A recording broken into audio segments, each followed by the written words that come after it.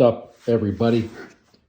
Very quick vid on my polisport kind of tail tidy mod here.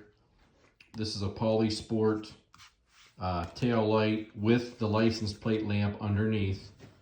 Now this is the polisport piece. Now when you get this, it comes up and goes to a triangle back into here. What I did is I cut that piece off that goes up to the third mounting hole, and I drilled 2 new holes into the polisport piece right here, and I put a 1/2 inch spacer. I had to drill holes through the subframe, put a 1/2 inch spacer in, and of course nut and bolt, and that way this is bolted right to the subframe, almost like an edge series.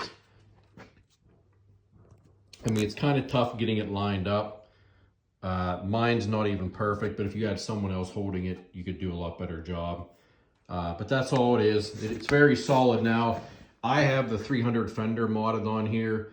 This fits directly up underneath. Done like this, it fits up underneath the original black mud flap and green fender. Real nice.